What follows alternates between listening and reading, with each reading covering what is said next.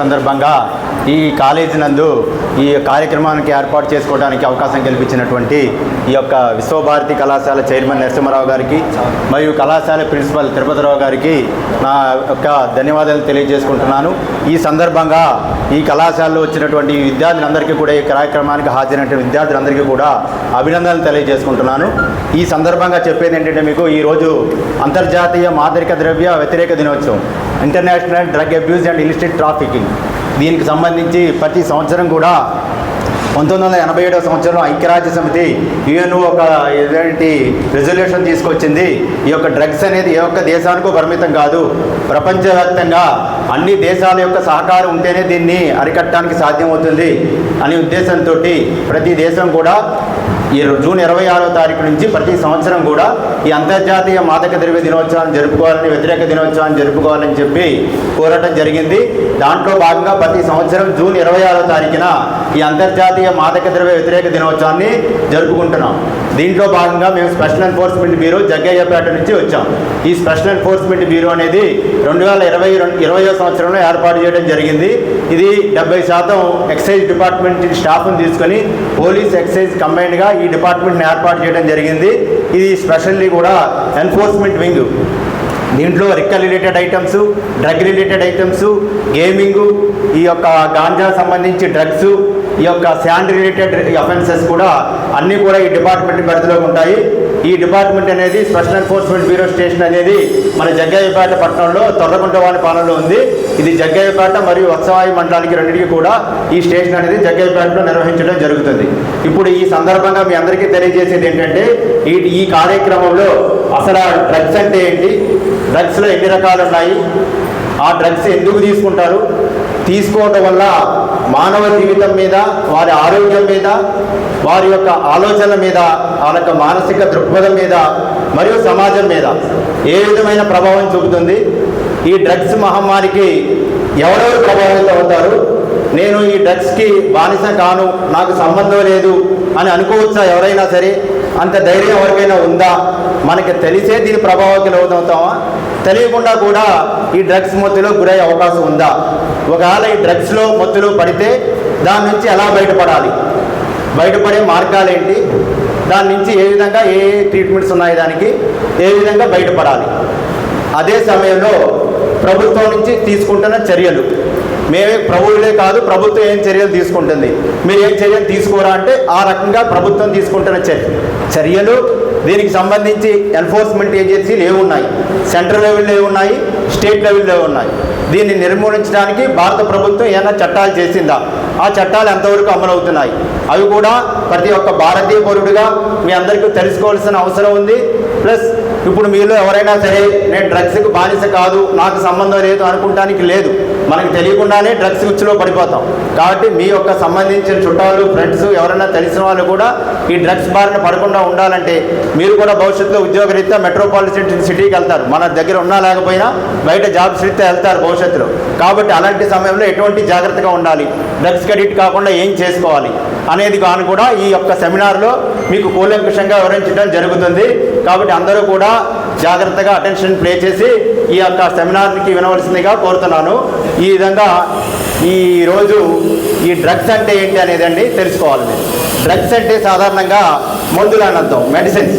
Drugs అంటే మన medical షాపులో అమ్మేట్లు కూడా డ్రగ్స్ అంటారు, డ్రగ్ ఇన్స్పెక్టర్ అంటారు. అంటే మన మెడికల్ షాపులో అమ్మే ఒక మెడిసిన్స్ మీద వాళ్ళు ఇన్స్పెక్షన్ చేస్తారు, అని డ్రగ్ ఇన్స్పెక్టర్ అంటారు. అంటే డ్రగ్స్ అనేది మామూలుగా మెడిసినల్ డ్రగ్స్ ఉంటాయి, నార్కోటిక్ డ్రగ్స్ ఉంటాయి. డ్రగ్స్ అనేది ఆ రకంగా ఉంటాయి. ఇప్పుడు ఏదైనా సరే యూజ్, మిస్యూజ్, అబ్యూజ్, ఎడిక్ట్ అనే దాని గురించి తెలుసుకోవాలి. ఇప్పుడు మీకు ఒక స్నేహితుడు ఉంటాడు, మీరు ఉంటారు, లేకపోతే ఎవరో స్నేహితులు, ఫ్రెండ్స్ ఉంటారు, లిక్కర్ వేద్దాం అనుకుంటారు. అప్పుడప్పుడు వారానికి ఒక రోజు, 10 రోజులకు ఒక రోజు, 4 రోజులకు ఒకసారి లిక్కర్ తాగుతుంటారు. దాని యూజ్ పర్పస్లో అనుకోవచ్చు. అబ్యూజ్ అనుకోండి, అంటే వాడికి రోజు లిక్కర్ కావాలి, దాని అబ్యూజ్. ఎడిక్ట్ అంటారు. ఎడిక్ట్ అంటే రోజు దాని గురించి ఆలోచన, అది లేకపోతే బతకలేం, అది ఎలా అన్నా సంపాదించాలి, అది ఎడిక్ట్. Use, abuse, addict. అదేవిధంగా డ్రగ్స్ కూడా మెడికల్ షాప్లో దొరికే డ్రగ్స్ ఉంటాయి. మనకి జ్వరానికి వచ్చే ట్యాబ్లెట్లు, లేకపోతే నిద్రకి కూడా ట్యాబ్లెట్లు ఇస్తారు, కాఫ్ సిరప్ ఉంటుంది. అవన్నీ కూడా మెడికల్ ప్రిస్క్రిప్షన్ మేరకు తీసుకుంటాం. అవి ఆ మెడికల్ డాక్టర్ గారి సజెషన్ మేరకు యూజ్ చేయాల్సి ఉంటుంది. అది యూజ్. మిస్యూజ్ అంటే ఆ డాక్టర్ గారి ప్రిస్క్రిప్షన్ లేకుండా మనం సొంతంగా వేసుకోవటం, ఆ డోస్కి ఎక్కువ తక్కువ వేసుకోవటం, దాని మిస్యూజ్. అబ్యూజ్ అంటే నెగిటివ్ ఎఫెక్ట్స్, అంటే ఆ డ్రగ్ ఒక రకంగా తయారు చేసింది, మనకి ఒక రకంగా దాన్ని ఉపయోగించుకోవాలి. ఇప్పుడు ఈ డ్రగ్ అబ్యూజ్ అంటే drug abuse and illicit traffic గురించి చెప్తాను. ఇప్పుడు మీరు ఈ యొక్క మెడిసినల్ డ్రగ్స్ అంటారు, నేను చెప్పినవి జ్వరానికి వేసుకునేవి, నిద్రకి వేసుకునేవి, ఇవన్నీ కూడా మెడిసినల్ డ్రగ్స్ డాక్టర్ గారి ప్రిస్క్రిప్షన్ ప్రకారం వేసుకుంటారు. అదే కాకుండా నార్కోటిక్ డ్రగ్స్ ఉన్నాయి. ఈ narcotic drugs and psychotropic substances ఉన్నాయి. అంటే నార్కోటిక్ డ్రగ్స్ అంటే మనిషి యొక్క మెదడు మీద, ఈ రక్తం మీద ప్రభావం చూపుతాయి. వీటిని నార్కోటిక్ డ్రగ్స్ అంటారు. ఈ నార్కోటిక్ డ్రగ్స్లో గాంజా ఒకటి, ఓపియం ఒకటి, చరాస్ అండ్ హాషిస్, ఇవన్నీ కూడా నార్కోటిక్ డ్రగ్స్లోకి వస్తాయి.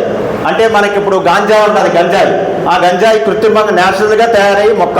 అదేవిధంగా ఓపియం ఉంది, అంటే నల్లమందు. ఇప్పుడు మీకు చెప్పాలంటే గసగసాలు అంటారు. ఆ గసగసాలు అనేవి ఈ నల్లమందు చెట్టు నుంచి, ఓపియం ప్లాపి నుంచి వస్తాయి. ఈ నల్లమందు చెట్టు నుంచే గసగసాలు తయారు చేస్తారు.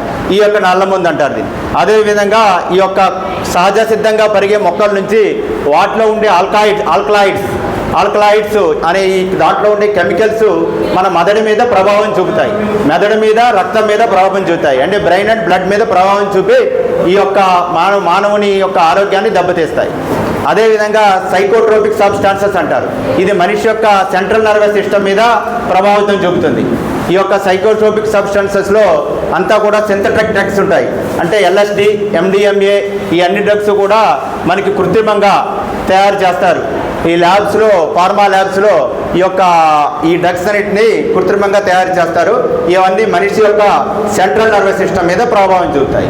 ఇప్పుడు మీకు చెప్పాలంటే ఈ నార్కోటిక్ డ్రగ్స్లో ఈ యొక్క సైకోట్రోపిక్ సబ్స్టాన్సెస్ కానీ తీసుకున్నప్పుడు మనకి ఏం చేస్తాయంటే మొదటగా ఈ తీసుకున్న మనిషి లోపలికి వెళ్ళినప్పుడు అవి మనిషిలోని బ్రెయిన్లో హైపోథాలమస్ మీద ప్రభావం చూపుతాయి. హైపోథాలమస్ మీద ప్రభావం చూపినప్పుడు అది ఫీల్ గుడ్ హార్మోన్ని రిలీజ్ చేస్తుంది. అంటే మనం ఇప్పుడు ఏదైనా రసగుల్లా తిన్నాం, స్వీట్, గులాబ్ జామ్ తిన్నాం, ఏమనిపిస్తుంది? చాలా హాయిగా అనిపిస్తుంది, ఇంకోటి తినాలనిపిస్తుంది. అంతేనా? అది లోపమైన హార్మోన్ అంటారు. అది మైండ్లో హైపోథాలమస్ రిలీజ్ చేస్తుంది. అంటే మనకు సంతోషం కలిగినప్పుడు ఆ హార్మోన్ రిలీజ్ ఎక్కువగా అవుతుంది.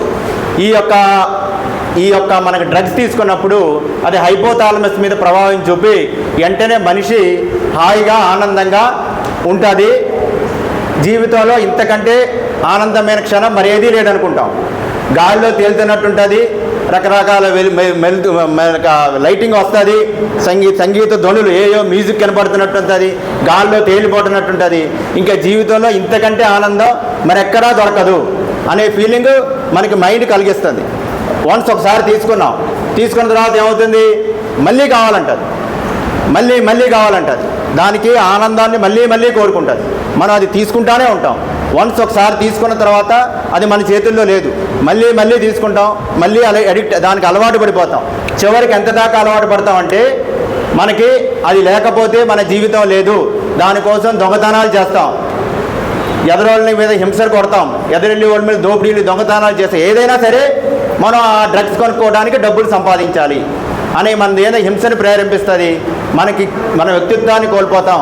చివరికి మన మనుగడే ప్రసాదమయ్యే స్థితికి ఈ డ్రగ్స్ మనల్ని తీసుకెళ్ళిపోతుంది.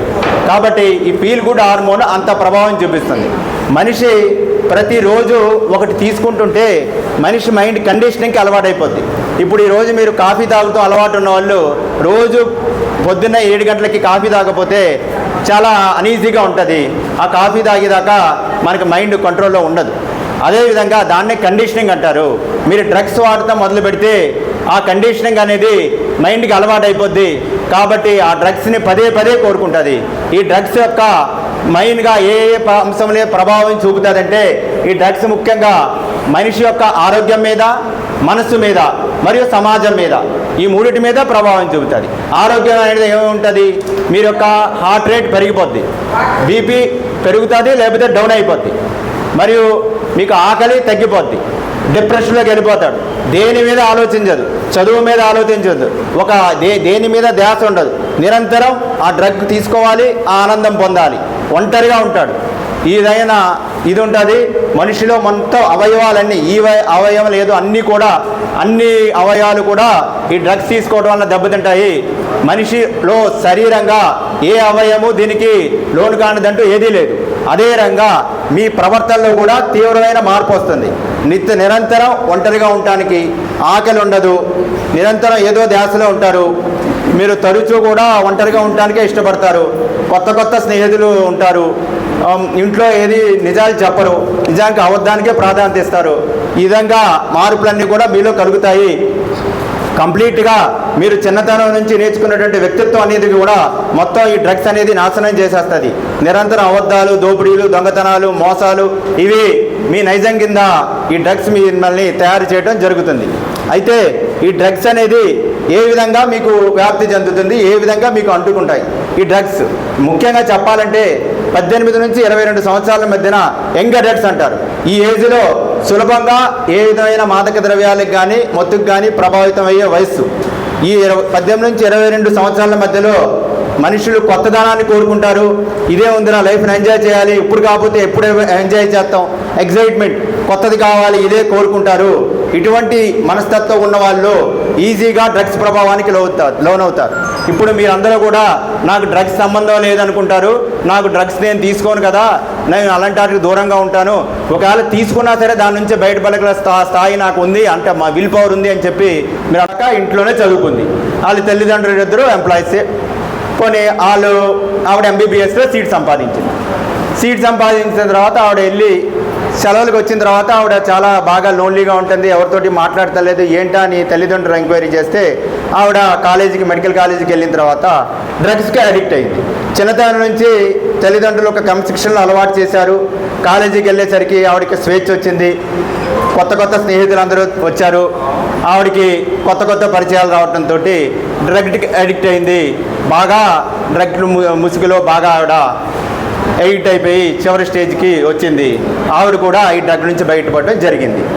రవి అనే వ్యక్తి ఉన్నాడు, రియల్ ఎస్టేట్లో బాగా సంపాదించాడు. ఆ రియల్ ఎస్టేట్లో బాగా సంపాదించడంతో అతనికి డబ్బు ఎక్కువైపోయింది. ఏం చేయలేదో తెలియలేదు. ఎగ్జైట్మెంట్, జీవితంలో కొత్తదనాన్ని కోరుకున్నాడు. ఆ కొత్తదనాన్ని కోరుకోవడంతో పబ్బులకి వెళ్ళాడు, బార్లకు వెళ్ళాడు, కొత్త ఫ్రెండ్స్ అలవాటయ్యాడు. చివరికి ఈ యొక్క డ్రగ్స్ ముసుగులో అతను మొత్తం గురికిపోయాడు. చివరికి అతను సంపాదించుకున్నదంతా కూడా ఈ డ్రగ్స్కి తగిలేశాడు. ప్లస్ అతను కేసుల్లో కూడా ఇరుక్కుని జైలుకి వెళ్ళాడు. మొత్తం కూడా అతనున్న వ్యక్తిత్వాన్ని, మొత్తం అతని చిన్నతనం నుంచి వచ్చినటువంటి అంతటినీ కూడా కోల్పోవడం జరిగింది. రాజేష్ అనే ఒక వ్యక్తి ఉన్నాడు. అతని తల్లిదండ్రులు మామూలుగా వ్యవసాయ కూలీలు. అతనికి 10th దాకా చదివించారు. 10th దాకా చదివించిన తర్వాత వాళ్ళకి స్తోమత లేక అతని పనిలో పెట్టారు. ఆ చుట్టుపక్కల ఆ కార్ఖానాలో ఉండే తోటి పనివారితోటి అతను సహజీవన స్నేహం చేయటం వల్ల అతను కూడా ఈ యొక్క మాదక ద్రవ్యానికి అలవాటు పడ్డాడు. చివరికి అతను కూడా ఈ మాదక ద్రవ్యాల రుచిలోకి చిక్కున్నాడు. అంటే దీన్ని బట్టి మీకు ఏం తెలియవచ్చింది అంటే, మీ ప్రమేయం లేకపోయినప్పటికీ ఈ డ్రగ్ రుచిలో పడే అవకాశం ఉంది. కాబట్టి అత్యంత జాగ్రత్తగా ఉండాలని మీకు తెలియవచ్చింది. ఈ రకంగా చూడండి, అందరూ కూడా మీ యొక్క ప్రమేయం లేకపోయినా ఈ డ్రగ్ ఉచ్చులో పడటానికి ఏ విధమైన వయసు భేదం ఏదీ లేదు. ముఖ్యంగా ఏ వ్యసనమైనా అనబడాలంటే 28 సంవత్సరాల పాటు మనిషి జీవితంలో ఏ వ్యసనమైనా సులువుగా అలవడడానికి 28 సంవత్సరాలు ఈ యొక్క పరిశోధనలో తేలింది. అంటే 28 సంవత్సరాల దాకా మనిషి జాగ్రత్తగా ఉంటే ఆ తర్వాత వ్యసనాలు అలవాటయ్యే అవకాశం చాలా తక్కువగా ఉంటుంది. కాబట్టి ఆ 28 సంవత్సరాల పాటు ఏదైనా వ్యసనాలు ఉండకుండా ఉంటే మనిషి జీవితంలో ఇంకా ఉన్నత స్థితికి వెళ్ళే అవకాశం ఉంది. ఈ లోపల ఏదైనా వ్యసనం అంటే అలవాటు అయ్యిందంటే మాత్రం మనిషి అధోగతి పాలైపోతాడు.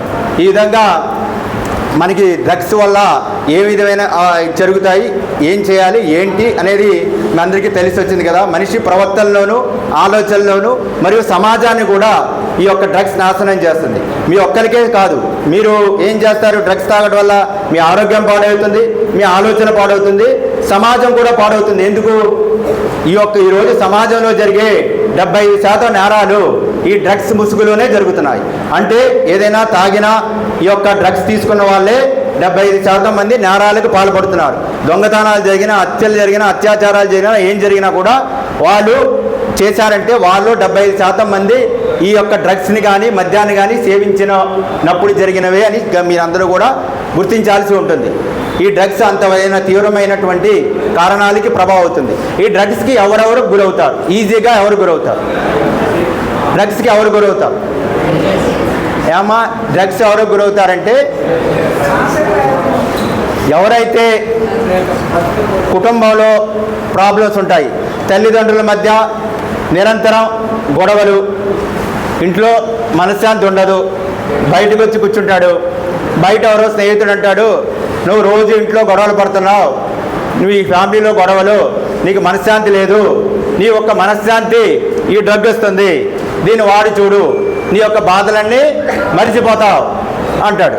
అదేవిధంగా ఒక విద్యార్థి ఉంటాడు, ఆడు పరీక్షలో తప్పుతాడు, బాధలో ఉంటాడు, ఏం చేయాలి? పక్కన ఫ్రెండ్ అంటాడు రారా బార్కి వెళ్ళి బీర్ కొడతాం, మందేద్దాం, బాధలన్నీ మర్చిపోతాం అంటాడు.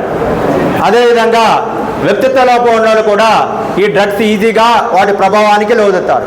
వ్యక్తిత్వ లోపం అంటే ఈజీగా మనం జీవితంలో ఎదగాలి, కష్టపడకూడదు, సులువుగా మనకి డబ్బు రావాలి, మనం అనుకున్న పని జరగాలి. అదేవిధంగా అబద్ధాలు చెప్పడం, చిన్నతనం నుంచి అబద్ధాలు చెప్పడం, తల్లిదండ్రులను ఎదిరించడం, తల్లిదండ్రులు చెప్పిన మాట వినకపోవటం, దొంగతనాలు చేయటం, ఒకరి మీద ఒకరు చాడీలు చెప్పడం, స్కూల్లో ఉపాధ్యాయులను ఎదిరించడం, వీళ్ళందరూ కూడా వ్యక్తిత్వ లోపం ఉన్న పరిధిలోకి వస్తారు. వ్యక్తిత్వ లోపం ఉన్న వాళ్ళు ఈ యొక్క డ్రగ్స్కి సులువుగా అలవాటు పడే అవకాశం ఉంది. అంటే ఎవరైతే సమాజం యాక్సెప్ట్ చేయని అంశాలని చేస్తూ అది హీరోయిజంగా భావిస్తారో వాళ్ళందరూ కూడా వ్యక్తిత్వ లోపం ఉన్న వాళ్ళ కిందే లెక్క. ఎదరవాడితో తగాదాలు పెట్టుకోవడం, కొట్టడం, సినిమాల ప్రభావానికి లోనయ్యి ఇది చేయటం అన్నీ కూడా అది వ్యక్తిత్వ లోపం ఉన్నోళ్ళే. ఈ మీలో పర్సనాలిటీలో లోపం ఉన్నోళ్ళు ఈజీగా డ్రగ్కి అడిక్ట్ అయ్యే అవకాశం ఉంది. చాలామంది పర్సనాలిటీ లోపం ఉన్నోళ్ళు కూడా డ్రగ్ వల్ల ఈజీగా పడతారు. ఈ విధంగా మీరు ఒకటి గుర్తించాల్సిన విషయం ఏంటంటే ఈ డ్రగ్ అనేది తీసుకుంటే కేవలం అరగంట, 30 గంట మాత్రమే మీ కష్టాలను మర్చిపోతారు. మన కష్టాలు ఎక్కడికి పోయిన సబ్జెక్టు, ఫెయిల్ అయిపోయిన సబ్జెక్టు అలాగే ఉంటుంది. అది మనం కష్టపడి పాస్ అయితేనే మనం క్వాలిఫై అవ్వగలం. అలా కాకుండా ముందే అంటే అరగంట మర్చిపోతాం. అంతేగాని మందు కానీ డ్రగ్ కానీ మన కష్టాలను అయితే దూరం చేయదు. మన కష్టాలను పోగొట్టడానికి షార్ట్ కట్ అంటూ ఏదీ లేదు. హార్డ్ వర్క్ ఒక్కటే మన కష్టాలను పోగొడుతుంది. దేన్నైనా మర్చిపోవాలని మనం డ్రగ్స్ని కానీ మందుని కానీ ఆశ్రయిస్తే అది మన జీవితాలను చెరిపేస్తుంది. కాబట్టి యువత అందరూ గుర్తుపెట్టుకోవాల్సిన విషయం ఏంటంటే డ్రగ్స్ కానీ మందు కానీ సేవిస్తే మన కష్టాలను మర్చిపోతామనే అపోహ నుంచి బయటపడాలి. అది తాగే ముందే ఒక్కసారి ఆలోచించండి, మీ కష్టాలు ఎక్కడికి పోవు. అది తాగిన అరగంట, గంట తర్వాత కూడా మన కష్టం అలాగే ఉంటుంది. మన కష్టాల నుంచి మనమే బయటపడాలి. పక్కనోడు ఎవడు మనకు తోడు రాడు. మన సబ్జెక్ట్ మనమే చదవాలి, మనమే పాస్ అవ్వాలి, మన కష్టం మనమే పడాలి. అది గుర్తుండించుకోండి. ఎప్పుడైనా సరే చెడు వ్యసనాలు ఉన్న స్నేహితులు దూరంగా పెట్టండి. ఎవరు డ్రగ్ తాగుతారు, ఎవరు బయట అల్లరిచల్లగా తాగుతారు, ఎవరు బాధ్యతారాహిత్యంగా ఉంటారు, వాళ్ళందరికీ కూడా యువత దూరంగా ఉండాలి. అందరూ కూడా ఎవరైతే మంచి పర్సనాలిటీతో ఉంటుందో వాళ్ళతోనే సహవాసం చేయాలి.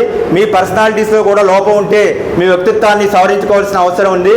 ఈ యొక్క విధంగా డ్రగ్స్కి బానిసలైన వాళ్ళు ఉండొచ్చు, మీకు తెలిసి ఉండొచ్చు, తెలియకుండా ఉండొచ్చు. పని చేసినా చేయకపోయినా వాళ్ళ జీతాలు వాళ్ళకి వస్తాయి, చివరికి నష్టపోయేది మీరే. ఈరోజు ఇంత సౌకర్యంగా చెప్పానంటే మీరు అందరూ అర్థం చేసుకోవాలి దీనివల్ల ఎన్ని అనర్థాలు జరుగుతున్నాయో, ఈ ఎంత ఇదిగా ఉందో అనేది తెలుసుకోవాలి. ఈ యొక్క భారతదేశం ఈ యొక్క డ్రగ్స్ మహమ్మారి నుంచి బయటపడటానికి ఈ యొక్క కార్యక్రమాన్ని మొదలుపెట్టింది. దీంట్లో భాగంగా ఇప్పుడు మన భారతదేశంలో అత్యధికంగా ప్రపంచంలో యూత్ ఎక్కువగా ఉన్న దేశం ప్రపంచంలో భారతదేశం. మన యొక్క భారతదేశంలో యూత్ మన సగటు వయస్సు 28 సంవత్సరాలు ఉన్నది. అదే యూకేలో తీసుకుంటే, యూరోపియన్ యూనియన్ కంట్రీస్లో తీసుకుంటే 48 సంవత్సరాలు, చైనాలో తీసుకుంటే 40 సంవత్సరాలు అప్రాక్సిమేట్గా ఉంది. మన భారతదేశంలో ప్రజలందరి సగటు యావరేజ్ వయసు కేవలం 28 సంవత్సరాలు ఉంది. ఈ 28 సంవత్సరాలు ఉంది కాబట్టి ఈ యూత్ సక్రమంగా మనం ఉపయోగించుకుని దేశానికి ఒక వనరుగా ఉపయోగపడితే, ఒక ప్రొడక్టివ్గా ఉపయోగపడితే దేశం గణనీయమైన అభివృద్ధి సాధిస్తుంది. రాబోయే 30 సంవత్సరాలు భారతదేశానికి ఎంతో ముఖ్యము. మనం కోల్పోయిన అన్నిటినీ సాధిస్తున్నాం. భారతదేశం కోల్పోయిన అన్నిటినీ కూడా సాధించేస్తుంది. భారతదేశం ఇండస్ సివిలైజేషన్ కాడ నుంచి బ్రిటిష్ వాళ్ళు వచ్చేదాకా ప్రపంచంలో అగ్రగామిగా ఉన్న దేశం భారతదేశం. ప్రపంచ జీడిపిలో 33% భారతదేశం నుండే ఉండేది. చివరికి మొఘలాయి రోజు అయినటువంటి ఔరంగజేబ్ టైంలో కూడా ప్రపంచ జీడిపిలో మనం 33% ఉన్నాం. ఎప్పుడైతే బ్రిటన్ వాళ్ళు వచ్చారో, బ్రిటిషర్స్ వచ్చారో, అప్పుడే మనం ప్రపంచంలో అతి సంపన్నమైన దేశం పేద దేశంగా మారిపోయింది. ఈ కొలోనియల్ సిస్టంలో, ఈ వలసవాదంలో బ్రిటన్ అభివృద్ధి, భారతదేశ అభివృద్ధి. బ్రిటన్ యొక్క ఫ్యాక్టరీలకి ఈ యొక్క అవసరాలకు అనుగుణంగా భారతదేశ సంపద బ్రిటన్కి తరలిపోయింది. భారతదేశము పేద దేశంగా మారింది. కానీ మనం స్వాతంత్రం, ఇండిపెండెన్స్ సంపాదించుకున్న ఈ 75 సంవత్సరాల్లోనే మనం కోల్పోయిందంటే తిరిగి సాధించుకునే స్థితికి మనం చేరుకోగలుగుతున్నాం. మనల్ని పరిపాలించిన బ్రిటన్ని గత సంవత్సరమే వెనకదోసాం. ప్రపంచంలో 5వ అతిపెద్ద ఆర్థిక వ్యవస్థగా ఎదిగాం. ప్రపంచం యొక్క ఆత్మ అంతా భారతదేశంలోనే ఉంది. అది గమనించండి. రాబోయే 2047వ సంవత్సరంలో వికసిత్ భారత్ అని మన ప్రధానమంత్రి గారు చెప్తున్నారు. దీనికి మీ యువతే ప్రధానమైనటువంటి భూమిక పోషించాల్సి ఉంటుంది. 2047 నాటికి భారతదేశం ప్రపంచంలోనే అగ్రగామిగా నిలబడాలంటే మన వంతు సహకారం అందించాలి. మన వంతు సహకారం అందించాలంటే ఈ డ్రగ్స్ మహమ్మారి నుంచి దూరంగా ఉండి ఈ సమాజంలో ఈ యొక్క మన వల్ల మంచి జరగకపోయినా పర్లేదు, కానీ చెడు మాత్రం జరగకూడదు. దాన్ని అందరూ దృష్టిలో పెట్టుకుని ఈ యొక్క కార్యక్రమంలో ఈ అందరికీ కూడా పాల్గొన్న అందరికీ కూడా మరొకసారి ధన్యవాదాలు తెలియజేస్తున్నాను. చివరగా ఒక ప్రతిజ్ఞతోటి ఈ కార్యక్రమాన్ని ముగిందాము. ఏ దేశానికైనా యువతే శక్తి మరియు యువత శక్తి సమాజం మరియు దేశం అభివృద్ధిలో ముఖ్యమైన పాత్ర పోషిస్తుంది. కాబట్టి మత్తు రహిత భారతదేశం ప్రచారంలో గరిష్ట సంఖ్యలో యువత చేరడం చాలా ముఖ్యం. దేశం యొక్క ఈ సవాలును స్వీకరిస్తూ ఈ రోజు మనం నషాయుక్త భారత్ అభియాన్ కింద ఐక్యంగా ఉండి సమాజం, కుటుంబం, స్నేహితులు మాత్రమే కాకుండా మనం కూడా డ్రగ్స్ రహితంగా ఉంటామని ప్రతిజ్ఞ చేస్తున్నాము. ఎందుకంటే మార్పు మనతోనే ప్రారంభం కావాలి. కాబట్టి మనమందరం కలిసి మన జిల్లా, మన రాష్ట్రం, మన గ్రామం డ్రగ్స్ రహితంగా మార్చేందుకు గట్టి నిర్ణయం తీసుకుందాం. నా దేశాన్ని మాదక ద్రవ్యాల రహితంగా మార్చడానికి నా శక్తి మేరకు నేను చేయగలిగినంతా చేస్తానని ప్రతిజ్ఞ చేస్తున్నాను. జై హింద్.